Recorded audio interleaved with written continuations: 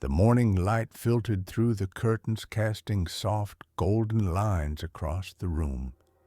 He blinked at the ceiling, momentarily disoriented, the lingering fog of sleep making everything feel slightly unreal. Something felt off, not in a way he could put his finger on immediately, but like a thread slightly out of place in a tapestry. Sitting up, he rubbed his eyes and reached for his phone. The usual notifications were there. Emails, a couple of missed calls, and a few messages. But something caught his eye. His name at the top of the screen, the one displayed in his email signature, was missing. Just blank space. A glitch, maybe. He shook his head and got up, moving through the motions of his morning routine. But the feeling of unease didn't fade. At work, it got worse. People hesitated before addressing him. Their eyes flickered with confusion, as if trying to recall something just out of reach. When he introduced himself to a new colleague, the words slipped past her as though they were missed. She nodded, but didn't repeat his name. His desk plate, blank. His email signature, empty. His ID badge, just a photo, employee number, and position. No name. His stomach twisted. He searched through old documents, contracts he had signed, forms he had filled out. Even the birthday card from last year, the one his coworkers had all written in, his name wasn't there. He tried saying it out loud, but it felt strange, like speaking a language that no longer existed. The world had forgotten him. At home, he tore through his belongings. His birth certificate, his driver's license, even his childhood notebooks. Everywhere his name should have been, there was only a blank space, as if something had deliberately erased it, plucking him out of existence while leaving everything else intact. Panic clawed at his throat. Then the phone rang. A voice, unfamiliar yet oddly calm, spoke a single sentence. "You were never supposed to be here." He stood there for a moment, frozen, the phone still pressed to his ear. The words of the stranger, sharp and final, echoed in his mind. "You were never supposed to be here." The voice had been calm, almost too calm, as if the statement were the most natural thing in the world. The line went dead. He stared at the screen of his phone, a cold sweat forming on the back of his neck. What did that even mean? What did it mean that he wasn't supposed to be here? He tried to shake the feeling, the creeping terror that had begun to clutch at his chest, but it lingered. There was something about the stranger's voice, something about the strange certainty in those words that unsettled him to his very core. Without thinking, he grabbed his keys and left the house. His car roared to life in the driveway, but the sound felt too loud, too jarring in the thick silence of the morning. The streets outside his neighborhood were unnervingly quiet, almost as if the world had paused, holding its breath. He drove, turning aimlessly, his mind racing. What had just happened? Why did everything feel wrong? He pulled over at a small cafe that he usually frequented on his lunch breaks. The familiar warmth of the place should have been comforting, but it only made him feel more out of place. He sat down at a table by the window, his hands shaking as he ran them through his hair. The waitress, a young woman he recognized, approached him with a smile. She didn't greet him by name, as she normally did. In fact, she didn't even acknowledge him personally. Her smile was polite, but distant. "Just the usual?" she asked. "Yes, thanks." His voice sounded foreign to him, like it wasn't his own.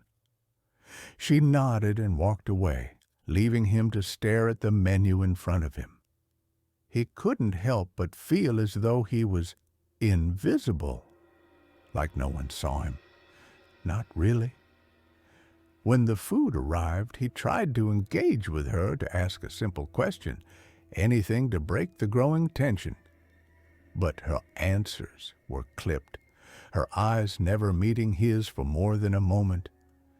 It was as if she didn't know him, didn't care to.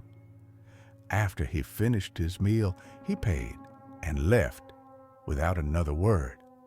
The air outside was cool, and the world felt too still, as if everything was holding its breath. He could feel the weight of the stranger's words pressing down on him. He wasn't supposed to be here, but where was he supposed to be? His phone buzzed again as he climbed into his car. Another email. He opened it without thinking. The subject line was simple: important. He clicked it open and stared at the screen. There, in the body of the email, was something he hadn't expected. A set of coordinates. He read them several times as though they might change. They didn't. They were precise. They led to a place he recognized, an abandoned building on the outskirts of town. It was a place he had been to only once, years ago, when it had been fully functional, before it had been shut down. The place had been empty for years now. He sat still for a moment, the weight of the email pressing on him. His instincts screamed at him to leave, to forget this, but something deeper. The strange sense that his life had been unraveling at an alarming speed pushed him forward. The drive to the building was a blur. The city stretched out before him, every corner, every street seeming unfamiliar in the haze of his thoughts. The world felt muted, like a dream he couldn't wake up from. His hands gripped the steering wheel tighter as the coordinates led him to the abandoned building. He parked his car in the gravel lot in front of the old structure, the metal gate creaking on its hinges. The place looked exactly as it had years ago, dark, foreboding, with windows boarded up and graffiti scattered across the brick walls. But now it felt different. He hesitated before stepping out of the car, but something tugged at him, urging him to go inside. He walked toward the entrance, the echo of his footsteps the only sound in the still air. The door, rusted and heavy, creaked open with an unsettling groan as he pushed it. Inside, the air was thick with dust and decay. Sunlight filtered through the cracks in the boarded-up windows, casting long shadows across the floor. The building had once been a factory, its purpose long forgotten, its walls now sagging under the weight of time. His breath caught in his throat as he stepped further into the room. The floors creaked beneath his feet, and the scent of old wood and metal filled the air. It felt wrong. It felt like something had been waiting for him here. He walked deeper into the building, the strange feeling of being watched settling over him like a cloak. His heart began to race as he turned a corner and found himself standing in front of a door that was slightly ajar. He didn't know why he opened it. Maybe it was the fact that it had been left open just enough to beckon him, or maybe it was the sense that he had no choice but to follow the path laid before him. Inside the room, there was a table. On it sat a manila envelope, its contents unknown. The envelope was unmarked, no return address, no identifying features, just a simple, plain envelope. He hesitated. Then, without another thought, he reached for it, his hands trembling. As soon as his fingers made contact with the paper, a sharp, cold breeze swept through the room, making him shiver. The envelope was light, too light. He opened it slowly, the paper crinkling under his fingers. Inside, there was nothing but a single sheet of paper. And on that paper, one word: run. A chill ran down his spine. He stared at the word, trying to make sense of it. It was the simplest message, but it sent a jolt of terror through him. Run? From what? As if on cue, the lights flickered above him, and the temperature in the room dropped sharply. The silence that had once felt oppressive now felt suffocating. He could hear a faint sound like footsteps echoing in the distance. He spun around, his heart racing. The room was still empty, but something wasn't right. Something was wrong, deeply wrong. The footsteps were getting closer. He moved toward the door, but before he could reach it, a figure appeared in the doorway. It was a man, his face shadowed, his features hidden in the dim light. But there was something unsettling about him. His presence felt unnatural, as though he didn't belong in the world at all. The figure didn't speak. It simply stood there, watching him. For a moment, neither of them moved. The tension in the room grew unbearable, thickening like smoke. The man's eyes glinted in the darkness, and a faint smile tugged at the corners of his lips. "You shouldn't have come here," the man said finally, his voice low and calm. The words hit him like a punch to the gut. He stepped back, feeling the cold sweat trickle down his spine. His mind raced, but all he could think of was the one question that had been gnawing at him since the moment he had first realized something was wrong. "Who are you?" The man stepped forward, his smile widening. "I'm the one who was supposed to keep you from finding out the truth," he said softly. The room seemed to close in around him. The air grew heavy, as if the walls themselves were pushing in. You were never supposed to be here." And then the world went black. When he awoke, it was as if he had been pulled from a dream, his senses sharpening instantly.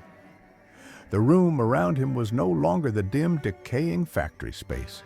Instead, he found himself lying on a cold stone floor, a sterile white light buzzing overhead.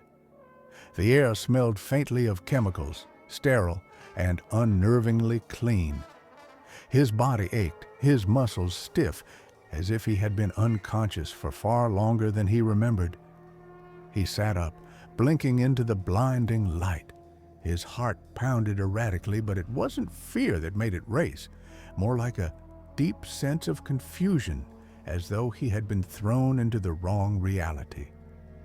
He stood shakily, his eyes scanning the unfamiliar space. The room was a stark contrast to the one he had just left. There were no cracked walls, no graffiti.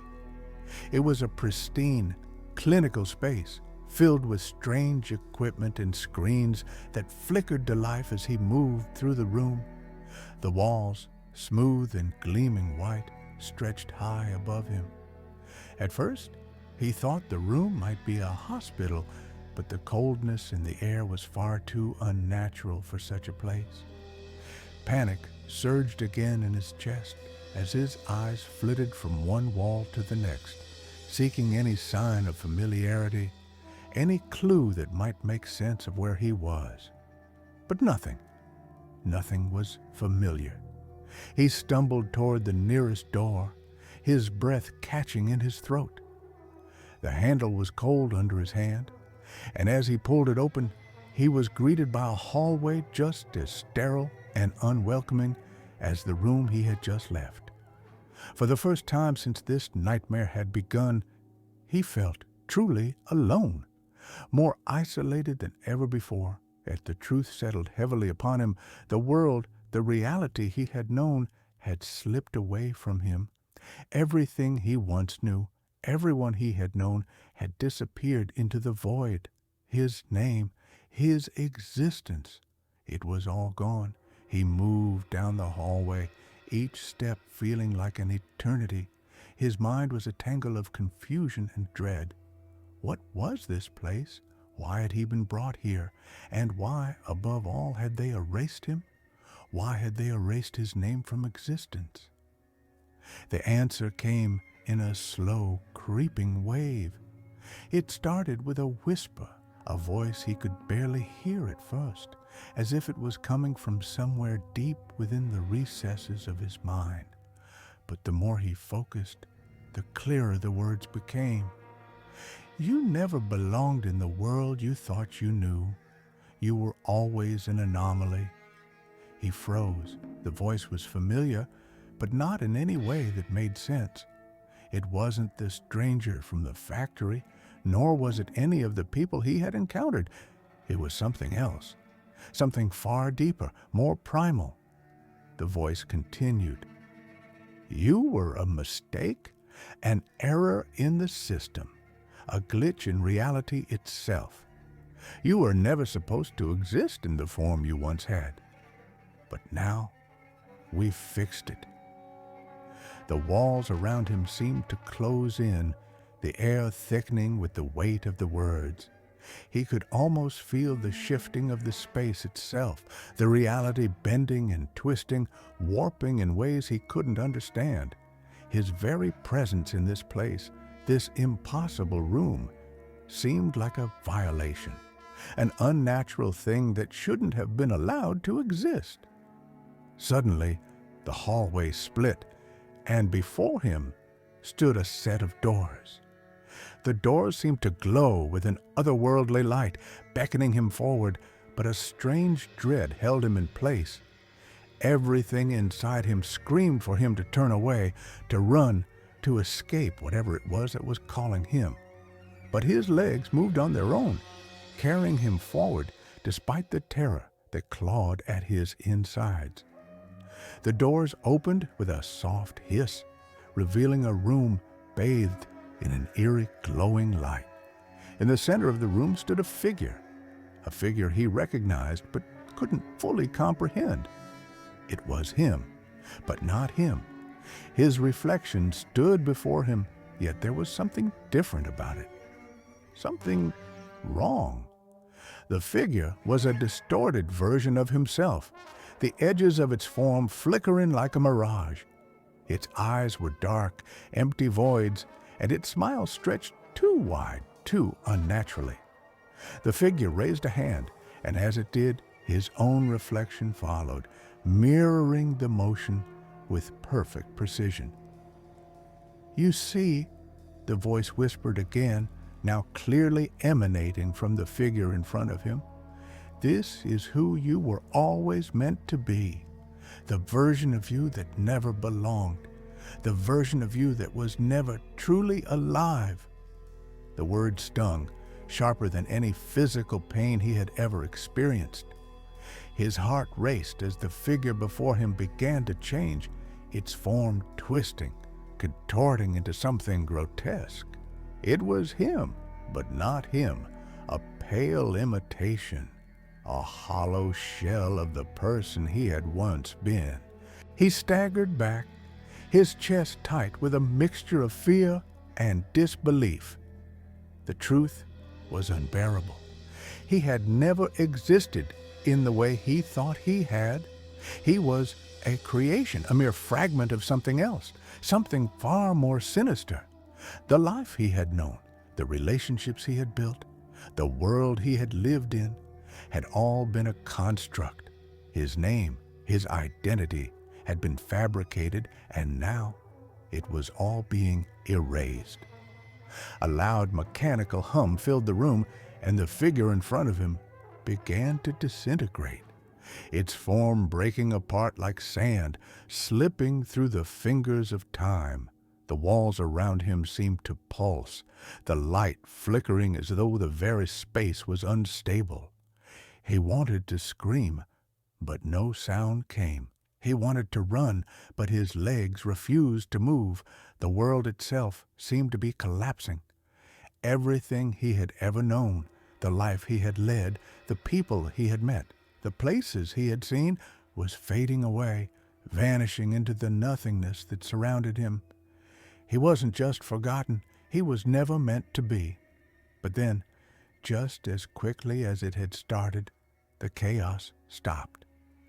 A silence fell over the room. For a moment, everything was still. No more flickering lights, no more distortion, just an empty, void-like space stretching out before him. And then he heard the voice again. "Welcome to the real world."